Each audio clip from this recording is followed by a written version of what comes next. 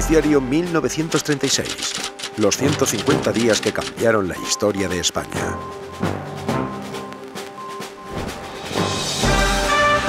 Noticiario independiente de la tarde.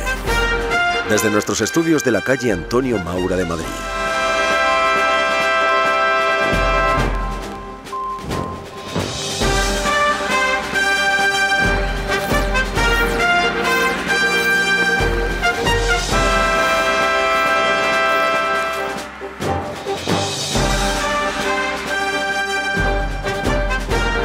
Bienvenidos, queridos oyentes de Radio Universal, a este parte informativo. Comenzamos, como siempre, con nuestro editorial. El secretario de la Junta del Censo nos manifestó que siguen llegando las sacas con las actas para realizar el recuento de votos, que ha recibido ya 12.000 certificaciones de colegios electorales y hoy 20.000 más para su debida ordenación y recuento. Al día de la fecha, la Junta del Censo afirma no saber cuál ha sido el resultado de las votaciones por no haber terminado aún el recuento. Para conocer los resultados de las elecciones deberán pasar aún varios días. No habrá consultas para la formación del nuevo gobierno. Sorprendentemente, el todavía presidente de la República, don Niceto Alcalá Zamora, ha determinado no celebrar consultas para encargar al sector izquierdista la formación del nuevo gobierno. Únicamente llamará al Palacio Nacional a la persona designada y le encargará la constitución del gobierno sin más trámites. Inmediatamente después se realizará la transmisión de poderes, forma que evita el debate en el Parlamento y hurta a la nación la posibilidad de que se formen coaliciones para entregar el gobierno en otras manos. El presidente se ha autocesado. Y antes de pasar a la información nacional, nos vamos a una noticia de publicidad. Atención, enfermos del estómago. Según datos verídicos que obran en nuestro poder, es sorprendente el número de enfermos del estómago que cada año se curan con Polga.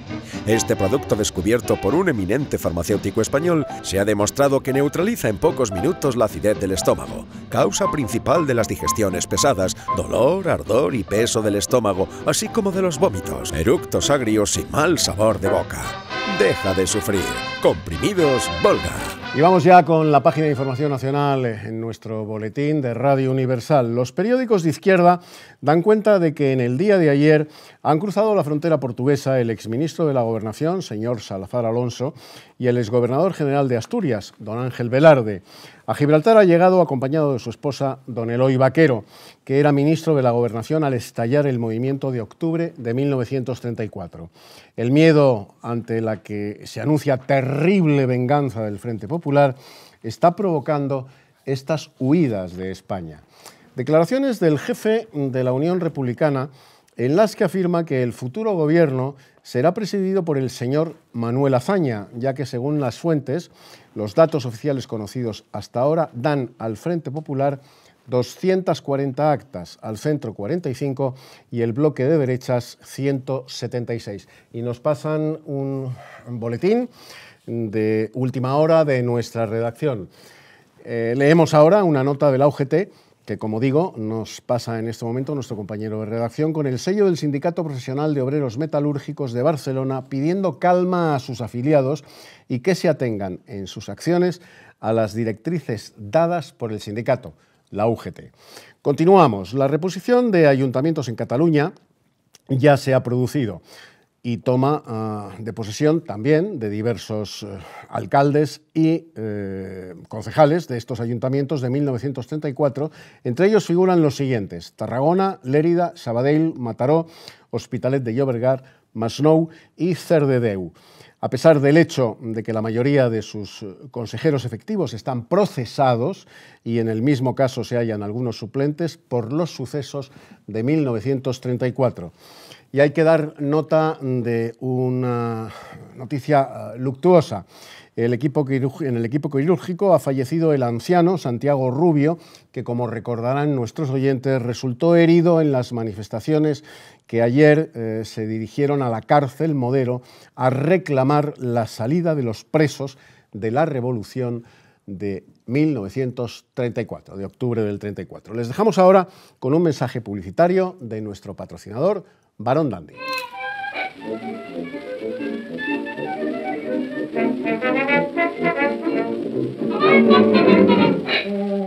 es solamente por su grato perfume varonil que el hombre debe usar los productos varón dandy para caballero.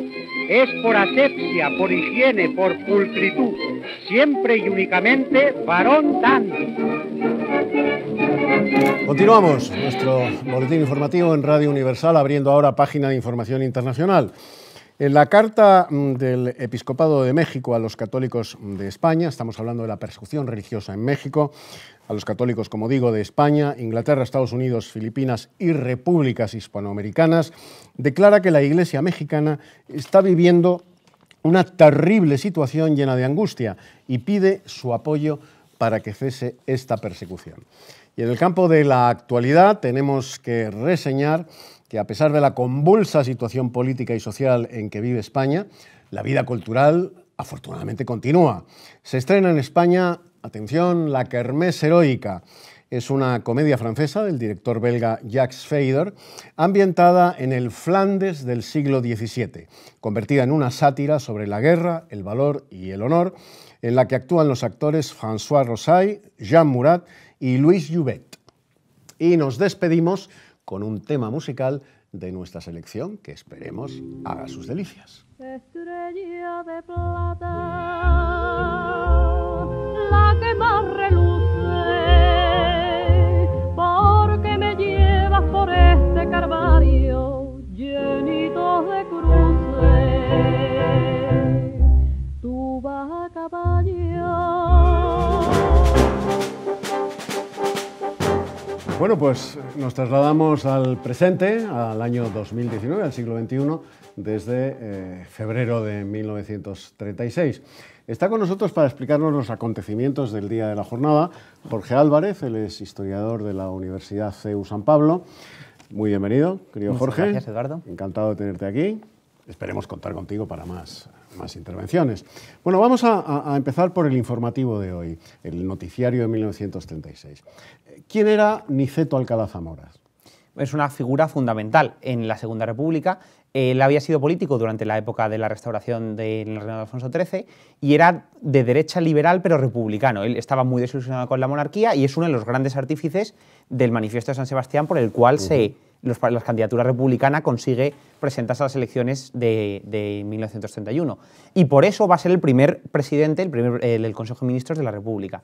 Pero posteriormente lo que hará, él dimite por sus simpatías más de derechas cuando ve la deriva de izquierdas de la República, pero se le da a cambio el puesto de presidente de la República, ¿no? Que sería un poco quizá el presidente que hay en Francia o en Italia, una figura más simbólica, pero va a intentar utilizar sus poderes principalmente para evitar que llegue al poder la CEDA, porque él en particular, por su carácter más liberal en este sentido, estaba muy en contra de este partido, de la CEDA de Gil Robles, y por eso va a intentar utilizar toda su influencia para evitar que las derechas puedan gobernar en la República. ¿Estaba más en contra de Gil Robles que del Partido Socialista y del Frente Popular? Curiosamente, siendo en teoría él un candidato de derechas, originalmente su antipatía estaba mucho más dirigida hacia la derecha católica que hacia la izquierda, con la que pactó recurrentemente para evitar el triunfo de la CEDA. Eso suena muy cercano, ¿eh? Suena muy cercano.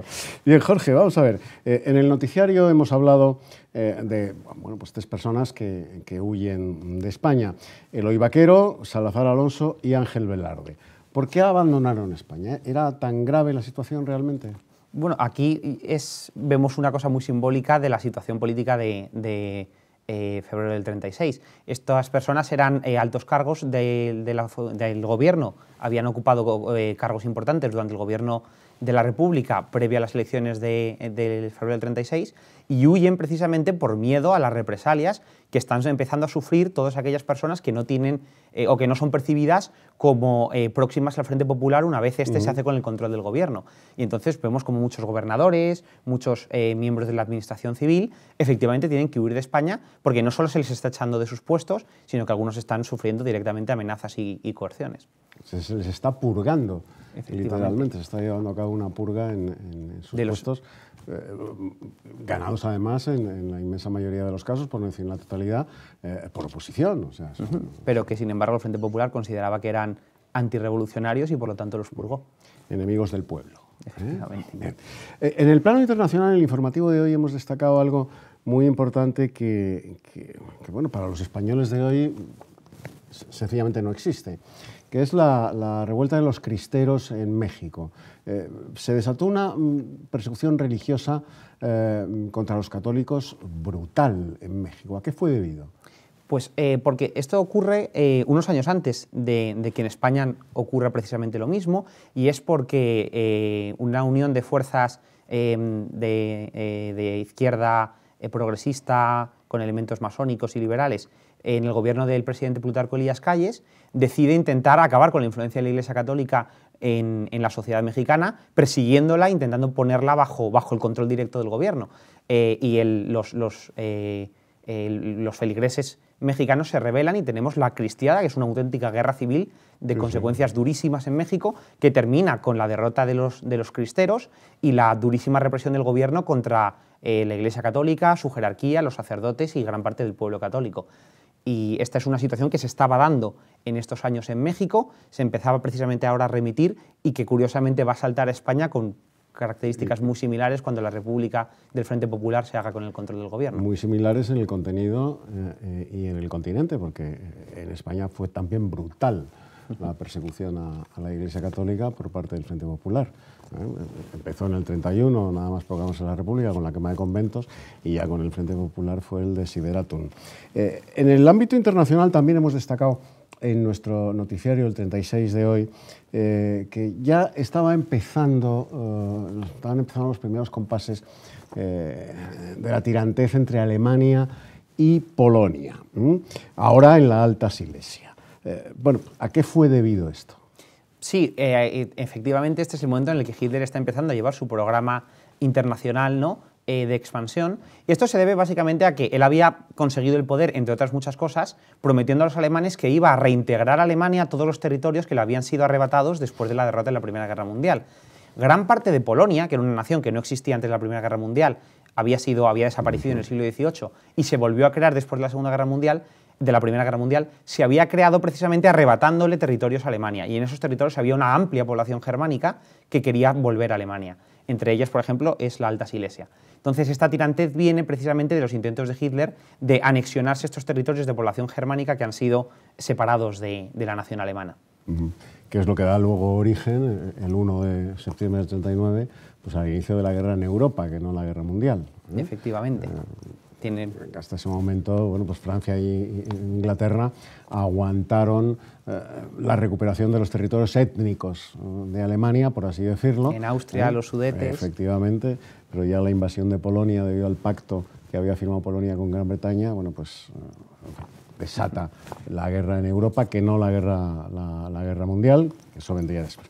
Bueno, una cuestión para mí incluso divertida, querido Jorge, que es, hemos hablado de la kermés heroica. En nuestro capítulo de Noticias de Sociedad hemos hablado de la kermés heroica. Bueno, yo es una película que para mí es una película de culto. Espero que para mis nietos lo sea también. ¿Cuál es el argumento de la kermés heroica? Película que incluso hoy, 2019, recomendamos a nuestros televidentes. Sí, y me alegro mucho de que hayamos hecho, o sea, ¿no?, de que en 1936 le hiciesen un hueco, ¿no?, sí, en Radio Universal a esta película, porque efectivamente yo creo que es un hito del cine europeo, y su argumento, que fue muy polémico en la época, es... No, estuvo prohibida. Y de hecho, efectivamente, fue prohibida en muchos países. Su argumento es, durante la época de la guerra en Flandes, la rebelión de los Países Bajos contra España, un pueblo flamenco está preparando una gran fiesta, una kermés, y en este momento les informan de que van a llegar las tropas españolas, los tercios, que van a aposentarse en la ciudad.